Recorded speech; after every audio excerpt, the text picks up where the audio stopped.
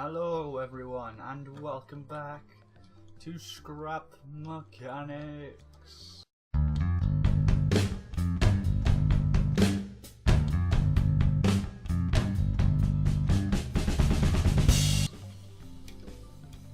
Last time we built this lovely buggy here that is astounding in every way and you've never seen anything better than it in your entire life. It's already rolled over. Is it gonna roll back? Come on, buggy, you can do it. You can do it. You can't do it, can you? You fucked it up. I fucked it up already. We didn't even get. We got not even 30 seconds in, and we already rolled a vehicle. Good job. I just don't know a stable vehicle going, but it does the job. So yeah, we got a little buggy here, and it's going to be improved over time. But today, I thought we'd do a little bit of the base building. I said last time that we'd build a little garage or something like here. So I've started building an outline for it, but you don't want to see us build an outline for a garage because that's not insanely amazing to watch. This didn't save last time, by the way. This was more of a garage than it is now, but we don't have quite a complete garage anymore. Had a roof. It had a roof, okay. I'm not lazy, I promise. Wow.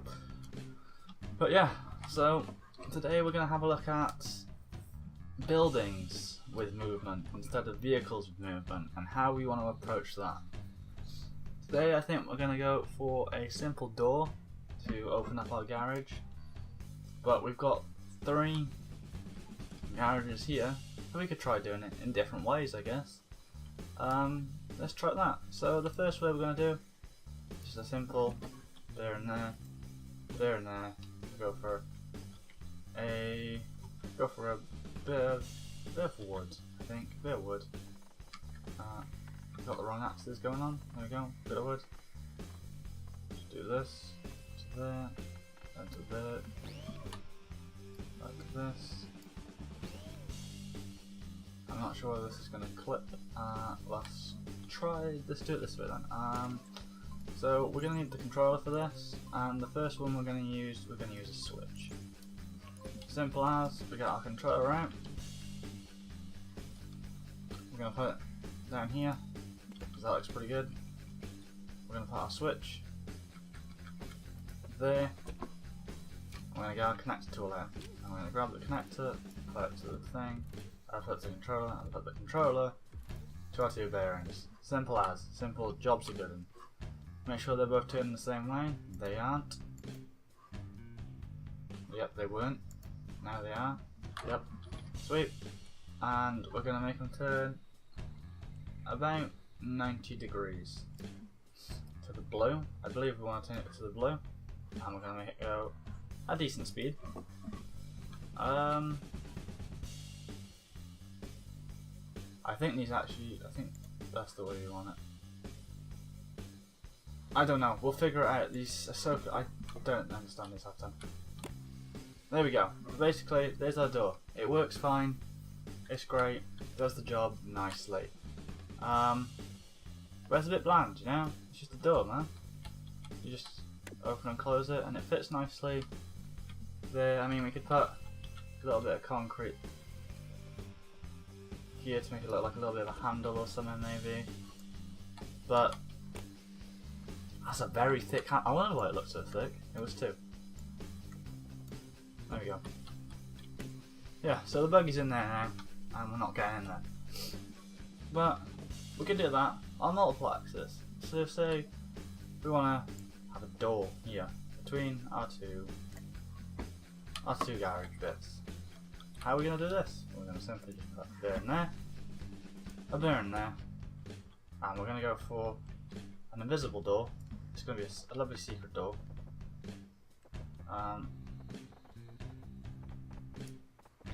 Like so. I've just realised what we've been doing wrong. Hold on. We've done this wrong. We don't need a bear in there. Sorry.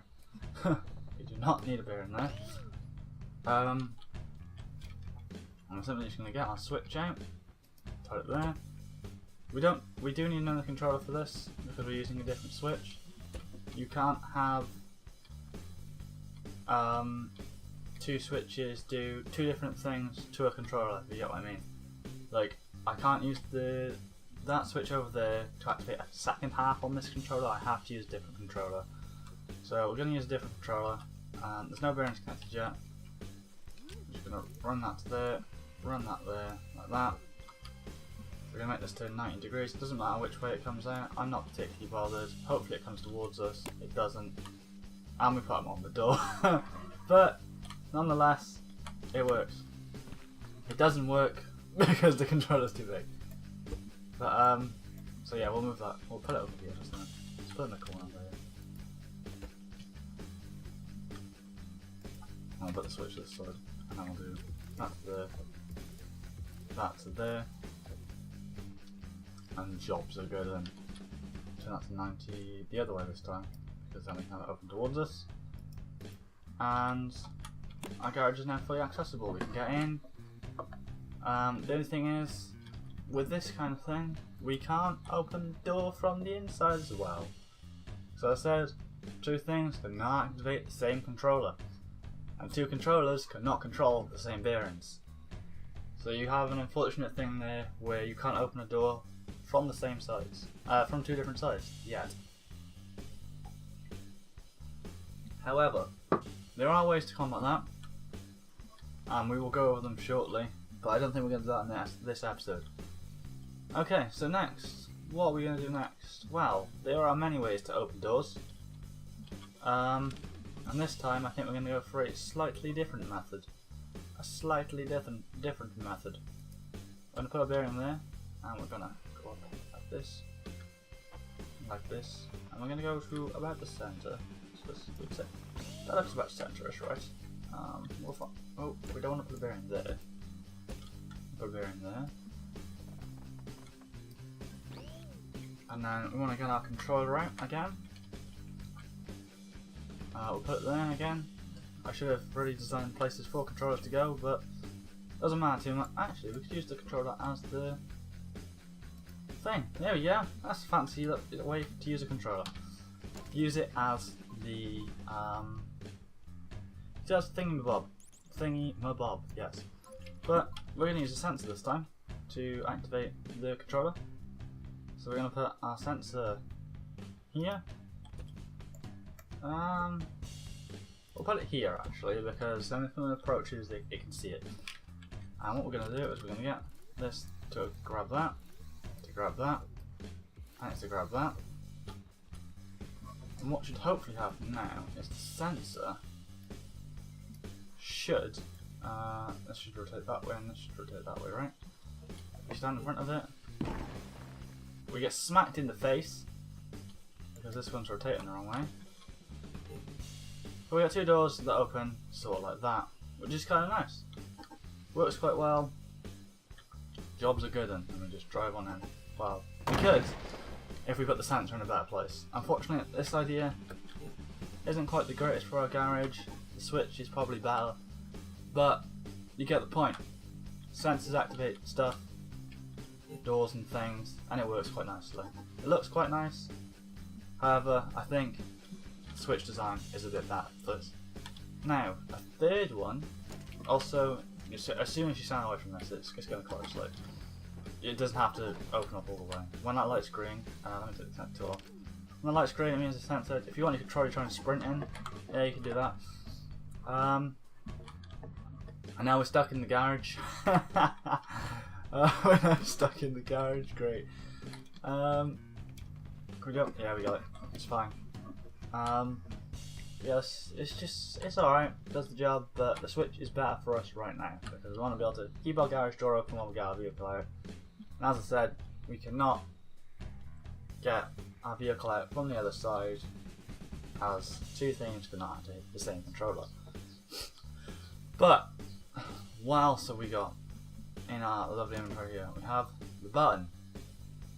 Now the button is not going to be used for this because it doesn't work. It's not what we want to be using for this kind of thing. The button also activates controllers and stuff, but for a brief period of time. I'll activate it until it does. Let's just give it a go to show you guys. I think it activates it until it's done a loop. We've decided that this is the best method for our door. We don't need a second one. You can get on this.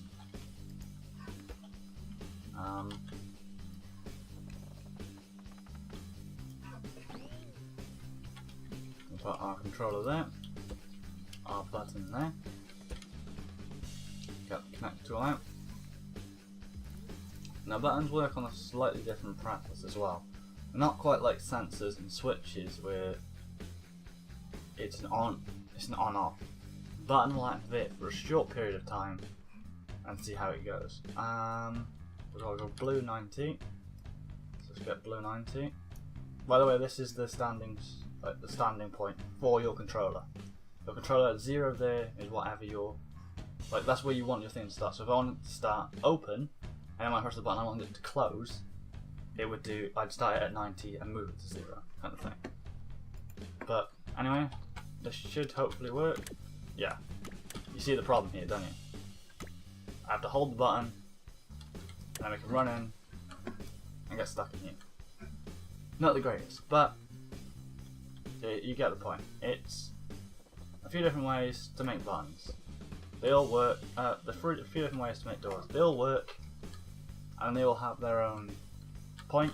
They all do their own thing, and each like on-off switch kind of thing. Each power source is used for its own thing. Switches mainly for doors, buttons mainly for activating things on your vehicles, and sensors mainly for just things you can't be bothered to open yourself. But not doors, because doors don't like it. You can do some much fancier things with these, but I think we'll call it there for now. There's nothing fancy really that we've done today. Just showed you the basics of switches, sensors, buttons and controllers. Next time I think we'll move into applying these to a vehicle maybe.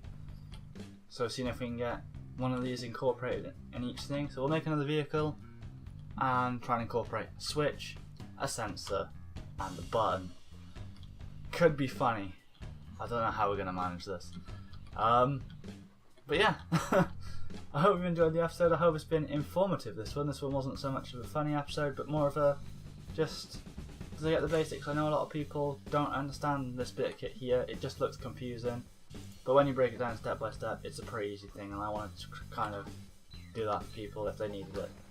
If you're watching the series and you needed a bit of help with the controller, there it is. If you want any more help with the controller, please let me know. I don't understand it too much, but it's kind of a simple preface when you get the basics of it down. But anyway, I hope you've enjoyed the episode, I hope it's been informative, and we'll see you all next time. Goodbye.